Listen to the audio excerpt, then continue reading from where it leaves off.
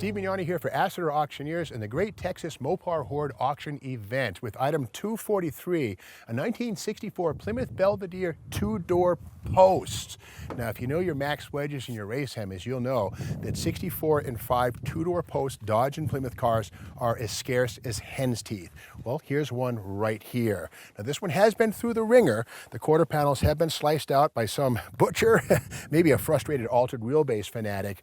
A later 8 3/4 with a one-piece axle has been added, but one thing inside that makes this car stunning is the 4-speed transmission hump. Yup, this car was originally built with either a 3-speed manual, which would have been the Borg Warner T85, or the brand new for 64 Chrysler A833 4-speed. That hump right there sets this car apart from the herd. The dashboard's nice. Again, there's a manual transmission car, no buttons over here. That's the block-off plate. This one has a heater. It is not a race Hemi. It's not a max wedge. We know that. I checked the numbers, but it is a Fury two-door post. Let's take a peek under the hood and up front.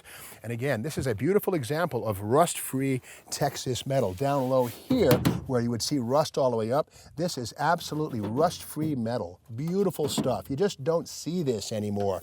All the way up here, the fender's beautiful. A little bit of a dent right there, but that's not a big deal. I'd rather pull that out than deal with rust. And this stuff right here, we call it a Texas suntan. That's not rust. You dual action sand that, prime it, fill it, paint it, you're ready to go.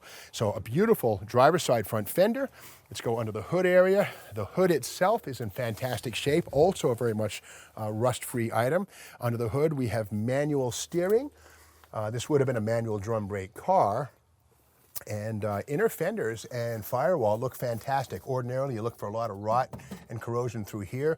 I'm not seeing it. This here is solid and sound, and so are the inner fenders. Never been cut for fender wall headers, but we come around to this side, and here is the standard 10-inch drum brake front suspension, A-OK, torsion bars, etc. And again, the inner fenders on this are in really, really fantastic shape. It's come here to the door. Again, this is a two-door post door. These are incredibly hard to find with a full door frame. The magnet sticks everywhere. That's a wonderful rust-free 64 Plymouth Belvedere door. And again, the full door frame right there. These doors are virtually impossible to find. A lot of guys actually make these doors when they're trying to build a 64 or 5 two-door post. Down low here, the quarter panel is fantastic. Bit of a dent, but no rust. This is virginal, not been rusted.